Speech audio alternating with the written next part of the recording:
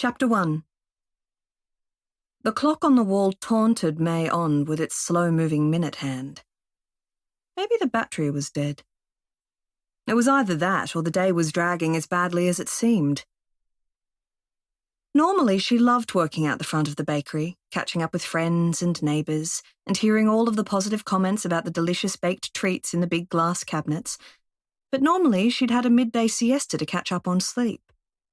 Today, she'd been working since 1 a.m., and maintaining a friendly and bright facade was becoming more difficult as the day wore on. She breathed a sigh of relief as the jingle of the bell above the door signalled the last of the lunch rush customers had left. "Thank God," Sylvia said, taking off the powder blue apron she wore and throwing it on the bench. "I've got to go to the toilet. I'll be right back." May nodded as her employee dashed out through the kitchen to the back. She could handle this. She'd done much longer days when she'd first set up the bakery a couple of years ago. She was just out of practice. May collected a couple of dirty dishes from one of the small tables lining the big glass windows and wiped the wooden surface. Turning back to the counter, she smiled. This was all hers. She'd designed the bakery to have a 1920s feel, like the building it was in. The display cabinets had wide, rounded glass with powder blue name tags for each item. Smudged fingerprints at toddler height marred the perfection, but she didn't mind. It was a joy to see the excited faces of children trying to decide which treat to choose. She smoothed the tissue paper used to wrap the bread and stacked a couple of small white cardboard boxes neatly on the bench, ready for the next customer. They'd almost sold out of bread for the day, so she transferred the remaining loaves to one wicker basket and tipped the crumbs into the bin. The big glass jar containing Florentines was almost empty, as was the shortbread jar. She'd need to make more tomorrow. Simply reviewing her place, planning for tomorrow, soothed her, lifting some of her fatigue. She'd worked hard to make it a success, and no one could take it from her now. She would grow. She'd buy the building she was in, then expand into the empty unit next door. More tables meant more customers. On the way, would become even more of an icon in Blackbridge. May smiled as she carried the plates back into the kitchen. The bell over the door rang and she hurried back out. "Hi, Aaron!" She'd left messages for her new landlord over the past couple of weeks, but he hadn't returned her calls. She hadn't seen him since his father's funeral, when he'd inherited the building, and he wore the same black suit, still a little too big for his small body, his thinning grey hair combed perfectly in place. She hadn't heard there was a funeral in town today. He took a step back. May, I didn't think you'd be here." "Jody called in sick. What can I get you?" "A sourdough loaf and a custard tart, please." She took the loaf from the shelf and wrapped it. "Any update on when you're putting this building on the market?" Aaron fumbled through his wallet. "How much?" May frowned. "Did something go wrong with probate?" She boxed up the tart. "No, it's sold." It took a second for his words to sink in. "What?" "I sold the building." Aaron shuffled away from the counter, staring out the window. "This building?" May clenched the edge of the counter. "The building you promised to sell to me after probate went through?" He nodded. May shook her head, refusing to believe him. "Today is not the day to be joking, Aaron. I've been on my feet since 1 this morning." "I'm sorry, May. I got a better offer." This time he briefly met her eyes, guilt in his expression. Her breath left her like the air out of a failed soufflé. "Who? There's no one in Blackbridge who's interested." He cleared his throat. "It's, a Perth company." He swallowed and handed over a $20 note. "Shadbolt Property Developers?" The words made her stomach churn. She stared at him. "You sold out to some money-grubbing city property developer?" Aaron bristled.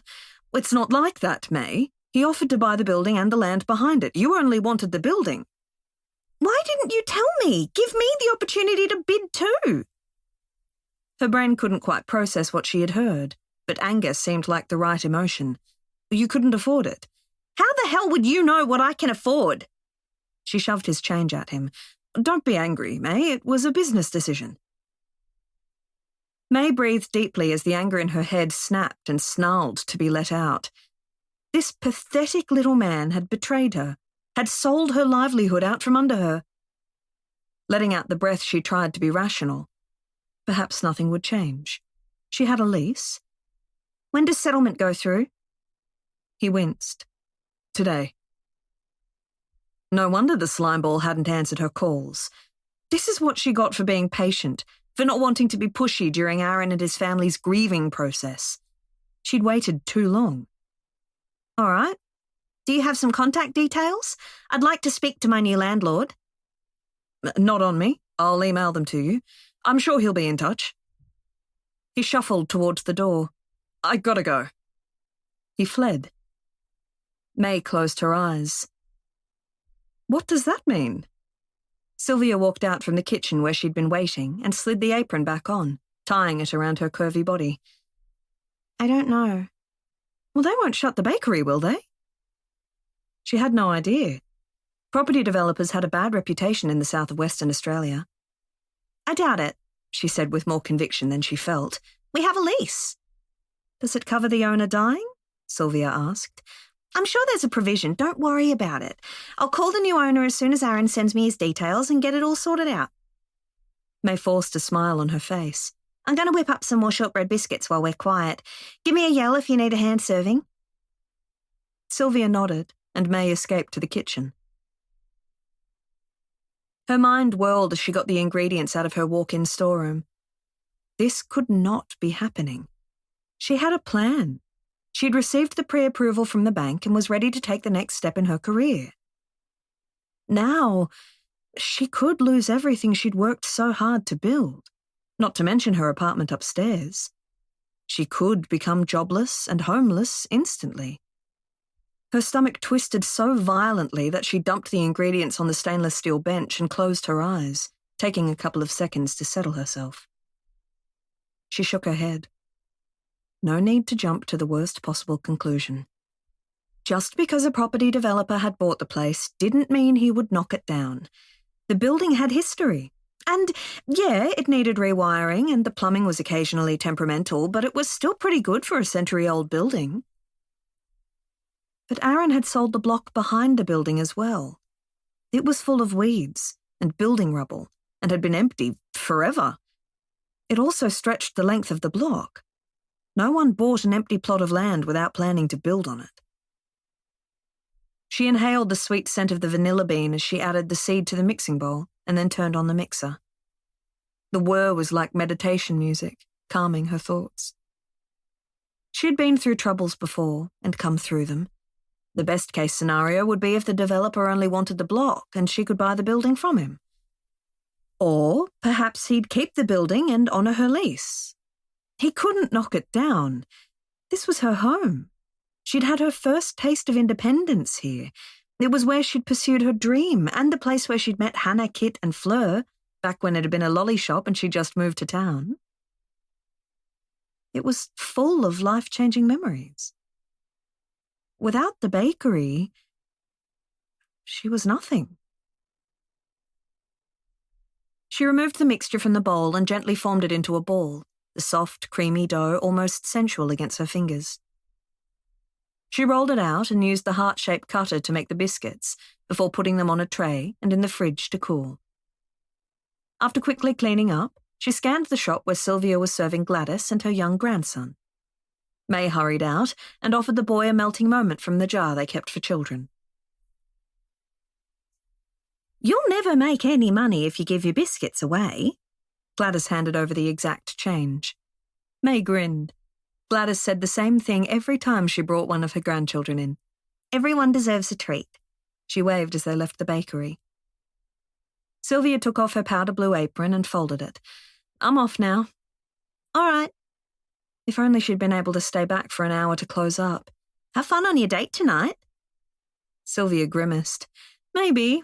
Dating at my age is like playing Russian roulette. May chuckled. 45 is not old.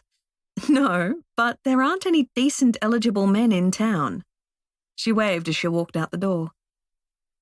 With the last of her stuff gone and the bakery thankfully empty, May slid into a seat to rest her aching feet. It was never very busy at this time of the day. If she closed early, she could get some more baking done now, because tomorrow would be bedlam. The idea was way too tempting. With a groan, she forced herself up and then went around the small eating area, pushing in the chairs and checking the sugar bowls. Sylvia had already cleaned the sticky fingerprints off the cabinet glass and rearranged the treats so the cabinet didn't look so empty. May loved making all of her products, breads, cakes, biscuits and pastries, but tonight would be long and hard as she had additional special orders for New Year's Eve. Her plan to hire an additional baker would have to wait until she'd cleared up the mess Aaron had left her in. With the front of the bakery clean and inviting, May headed back to the kitchen. She'd do the Florentines next because she could leave the mixture if she was interrupted by customers. The bell on the front door rang. Speak of the devil. "Be right there." The man standing in her bakery talking on his phone was not her usual clientele. Despite the 30 degrees temperature outside, he wore a dark grey suit that fitted him to perfection. The jacket framed his shoulders, hugged his waist, and stopped just short enough to show how his pants defined his butt nicely. May took another look just to make sure. He was probably in his early 30s, but flecks of grey shot through the dark brown at his temples. Still, he was a nice piece of eye candy, and definitely not from around here. She would have heard about a guy this gorgeous by now. She cleaned the coffee machine as she waited for him to hang up. His voice was low, but she caught some of the words. "Let me know if I can do anything to help," he said. "I can be back in Perth in a couple of hours. The project doesn't need me here." He was silent for a moment and then sighed. "All right, I'll talk to you later, Mum." She liked a guy who called his mother. As the man hung up, he turned to May and smiled. "I'm sorry to keep you waiting." Holy cow. Whoever this guy was, he had a killer smile. Friendly and open and a little bit flirty. Be still my heart. She called dibs. She'd spotted him first. May cleared her throat. "Nothing to apologise for. What can I get you?" "What do you recommend?" That smile again. She willed her pulse rate to slow. "Do you prefer sweet or savoury?"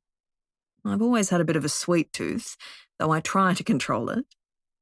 He brushed a hand over the front of his suit. "I don't get to exercise as much as I'd like."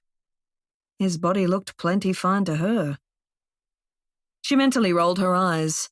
That was the kind of comment Kit would have made. What was wrong with her?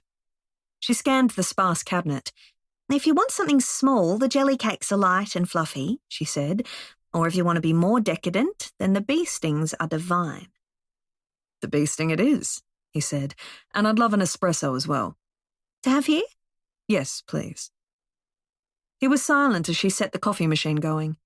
"I was actually hoping to catch the owner if she's available." May put the bee sting onto a plate and slid it in front of him. "What about?" She took the $50 note he handed her. "I'd prefer to talk directly to the owner." Everything clicked into place. The suit, the out-of-town vibe, the coyness. Hell. "You're from Shadbolt Property Developers." He raised his eyebrows and gave a short nod. May counted his change as her brain whirled. "The building's new owner." "Yes. How did you know?" "Aaron was just in. He mentioned it." She turned to the coffee machine, brushing at the flour on her apron, then smoothed back the loose strands of hair that had fallen out of her bun. As she reached for the cup, she subtly sniffed at her armpits. Not too bad. Still, it wasn't the most powerful position to start from. She handed the man his espresso. "I'm the owner." "You're May On?" She nodded. He held out a hand. "Nicholas Shadbolt.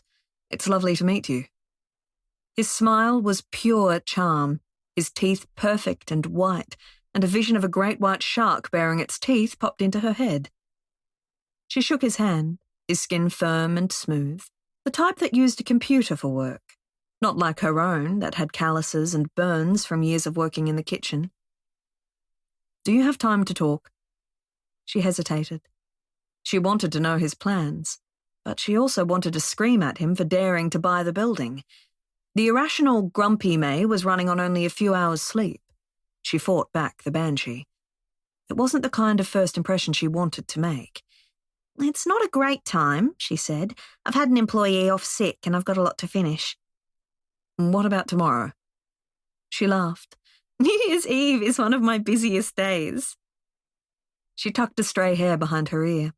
Her brain wouldn't cooperate, wouldn't process all the work she had to do, but this had to be resolved as soon as possible. "If Jody calls in sick again, the only time I'll have free is before work." "Fine. What time is that?" 1 a.m. The burst of surprise that flashed over his face was intensely satisfying. "You're the baker as well as the owner?" "That's right." "All right. Shall I meet you here at 1? May gaped at him. "Seriously?" "I'm always serious about business." He smiled. Annoyance waged a war with respect. She shouldn't have opened her big mouth and challenged him, but she could hardly back down now. She needed to know his plan, had to figure out where she stood. Her chest squeezed, and she breathed through the stress. "I can give you 30 minutes, she said. "Knock on the front door and I'll let you in. Now, if you'll excuse me, I have work to do." Without waiting for his response, she escaped into the kitchen. The beeping alarm pierced Nicholas's dream full of flames and accusations. He rubbed his face as his pulse rate slowed. It had been 2 months since the incident, and yet it continued to plague his mind in an endless loop of how he could have done things differently. It was still dark outside, almost pitch black, but his phone gave him enough light to make it to the ensuite bathroom. He flicked the light switch and squinted at the glare from the glazed white tiles. He closed his eyes as he stepped under the warm spray. He needed to have his wits about him with May this morning, and a middle-of-the-night meeting after a largely sleepless night wasn't the best position to start from. May was nothing like Nicholas had expected. He'd assumed the owner of the bakery would be much older, someone who'd been in the industry for years and was ready for a change. The money on offer for them to vacate the premises should have been snatched up without an issue. But no, May was younger than him and she wasn't happy. So much for his assumption she was a salesgirl. He'd taken in her petite frame, the most gorgeous almond-shaped brown eyes, and for the first time being exiled to Blackbridge had seemed like a good thing. But she wasn't the salesgirl. She had a whole lot more emotionally invested. Shadbolt normally didn't deal with small fry. Go big or go home was their motto, but Nicholas's father had needed some way to get rid of him and still save face. Guilt hit him hard. He was lucky he still had a job. If it hadn't been for his mother standing up for him, he'd fucked up badly. He deserved worse than this. Nicholas prayed for the pressure in his chest to ease and then twisted off the taps. He needed to focus on the job at hand. Everyone had a price, and May was a small-town business owner. He'd charm her, convince her he offered a solid deal that would be good for her business in the long run. And part of the process meant getting up at the witching hour. The warmth of the night surrounded him as he reviewed his wardrobe. The full suit held little appeal, but he wouldn't give her any excuse to refuse him. He wouldn't fail his father a second time. The drive from his parents' holiday home to the bakery only took 5 minutes. The dark hid the flaking paint on the building he'd bought. Instead of looking decrepit, the building had a majesty about it. The facade solid and decorative, a pillar of the community that had seen the town grow. It would be a shame to see it go. He parked at the front, noting the bright lights shining at the back in the kitchen, and as he walked up to the front door, the shop lights switched on, and May strode to the coffee machine. She wore white chef's pants and a white t-shirt, with her hair tied back in a tight bun. She appeared a lot more alert than he felt. Nicholas tapped on the glass, and she turned, her eyebrows lifting as if she was surprised to see him there. She'd learned that when he made a promise, he kept it. She held up a hand and went back into the kitchen, returning a minute later with a bunch of keys. As she opened the door, the comforting scent of baking bread floated out. "I didn't think he'd show." He snorted at her bluntness. At least he knew where he stood with her. She had no faith in him. That club had a lot of members. "You said it was your only free time." She grunted and locked the door behind him. "Free time is a relative term. I've been here a couple of hours already." He followed her behind the counter, ignoring the rumble in his stomach at the pastries on display. The bakery had such charm, from the pretty blue product name tags to the big rounded glass jars filled with biscuits and the bread baskets waiting to be filled. "Coffee?" "If you're having one." He didn't need to give her any more excuses to be irritated with him. She quickly made 2 cups, his an espresso just the way he liked it. "Thanks." "This way." May dragged a chair from a tiny office, which was barely big enough for the desk and floor safe, and rolled it over to him. "Take a seat." He sat as he scanned the kitchen. There was nothing tiny about this space. 2 huge ovens billowed heat into the room, and through their glass windows he could see bread already beginning to rise. 3 big stainless steel tables were in the middle, one already stacked with bread pans, and a mixer word in the corner.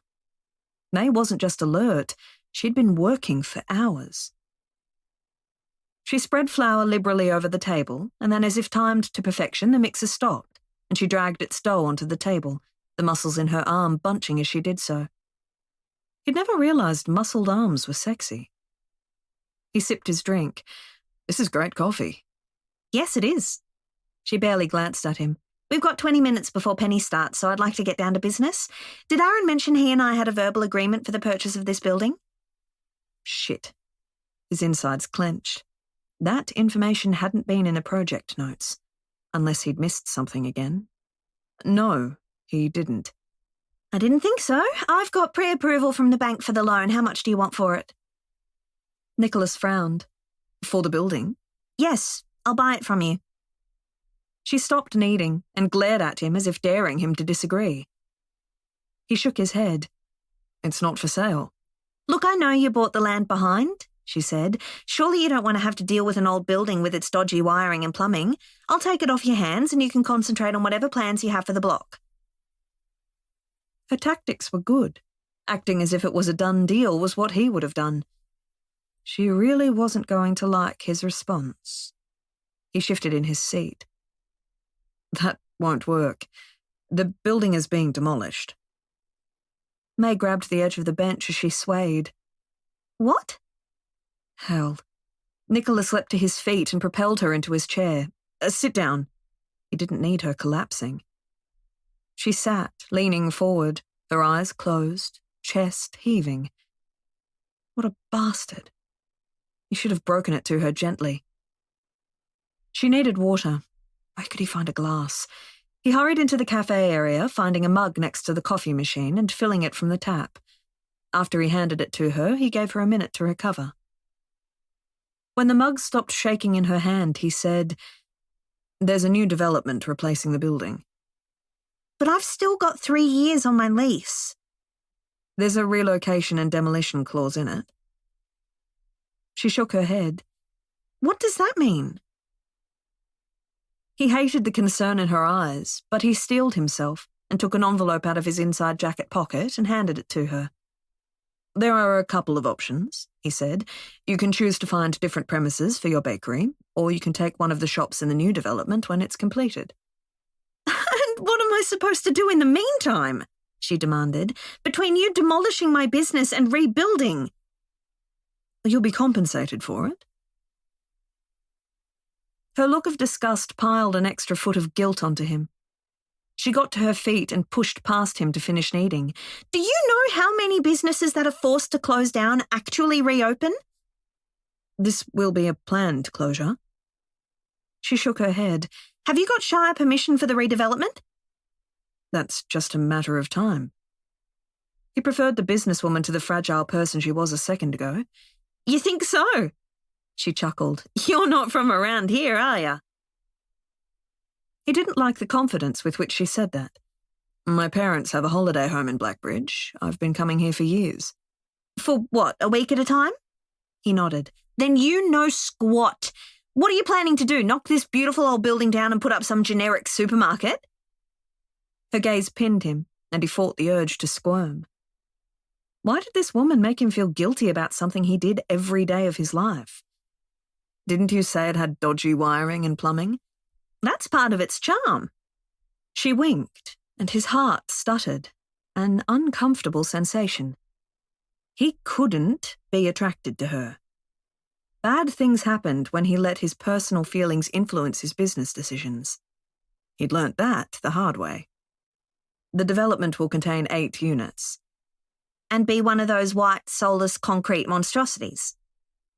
It wasn't how he would describe it. He nodded. Do you really think it will suit a town like Blackbridge? It will provide more opportunities to the town's residents. It's called Progress, Miss On. Perhaps you've heard of it. He regretted the words as soon as they came out. He didn't normally get defensive. She laughed then, the sound light and rich, and it stirred something in his chest. He squashed it. Sure I have, she said. Progress enables me to make as many biscuits, bread and pastries as I do. I'm quite fond of it, in fact. She put the dough in a large container and went into another room where he heard the thud of things being moved about. Her voice a little muffled, she said, I'm also fond of history. Did you know this building was built in 1895 and was the first grocery store in the town? He shook his head. She returned to the room carrying a huge bag of flour. It was also the only store left standing when the bushfire of 22 swept through, destroying half the town. It provided the essentials the town needed to start rebuilding. As she spoke, Nicholas could see the development falling down around his ears. If the building did indeed have that kind of history, there was no way the Shire would let Shadbolt knock it down. Was his father setting him up? Did he want him to fail again? Be that as it may, he said, it's my building now. May nodded agreeably. And since you're the landlord, the back steps need repairing. The safety rail is holding on by a nail, literally, and the toilets keep locking. I'd appreciate it if you could fix them as soon as possible. Gritting his teeth, he made a note. I'll see to it. He didn't need someone falling and hurting themselves. Do you want to show it to me now? You won't see a lot. The backlight over the car park is also broken. Of course it was. At that moment, a woman in her mid-40s walked in, similarly dressed in white pants and t-shirt. She yawned. Morning, Penny, May called. Penny looked at him, her curiosity clear. Good morning. I've got about a dozen special orders for tonight's celebration, so we've got a lot to do, May continued. Right, I'm on it. Before you start, can you let Nicholas out? She glanced at him. We were finished here, weren't we? Not by a long shot, but he knew when to regroup. All the information is in the envelope, he said. Call me when you've read it. I'm sure you'll have questions. She nodded. Nicholas followed Penny out the door. He couldn't stuff up another development. But May On was not going to be easy. May's chest was tight, making it hard to breathe as Nicholas walked out the door. He couldn't take her bakery. She wouldn't let him. She'd worked too damned hard over the past few years to let it all go. She figured she had a maximum of 3 days before Nicholas realised she'd been lying about the history of the building, but at least it would give her time to figure out what to do. She couldn't let him knock it down. She'd met the Musketeers here, and her whole life had changed for the better. She'd discovered hope for the future. It was her home and her refuge. Who was that? Penny asked as she returned to the kitchen. May swallowed hard. Our new landlord. What? Her eyes widened. Aaron sold the building to him despite our agreement. What a bastard! Penny glanced to the front door. That explains why he's wearing a suit at this time of the morning. Yeah, Nicholas hadn't missed a trick. May had given him a 50-50 chance of turning up, but the fact that he had and was dressed for business meant he was serious. Penny got to work, and May's mind wandered. Aaron's betrayal had completely blindsided her. He could have hit her over the head with a 2x4 and she'd have been less shocked. What on earth was she going to do now? She'd had plans to expand, and suddenly she might lose it all. Her throat tightened. No, she couldn't think like that. She needed to plan. There weren't any empty stores near the main drag. She could hardly be on-the-way bakery in the middle of nowhere. Besides, she didn't want to leave. This was her place. She'd worked until she was exhausted to build it into an institution.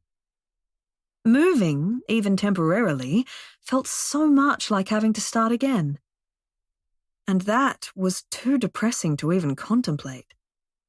She'd almost given up several times over the past couple of years, too tired to go on. If it hadn't been for the support of her friends, she would have. The bakery was part of who she was. Could she really go through it all again? If she wasn't close to town, she wouldn't get the foot traffic of tourists wandering the town, and she'd no longer have the view down the hill to the river. People would get their bread at the local supermarket rather than from her. What if it signaled the beginning of the end? What if she couldn't recover? What if she failed? She bit her lip. She'd put everything on the line to become a baker. She'd disappointed her mother and endured working odd hours and lack of sleep for the past 8 years. The very idea of having to start from scratch made her want to weep. There was simply nothing right about Nicholas's proposal. She had to convince him that renovating the building was a better business decision than knocking it down. He was not taking her bakery from her.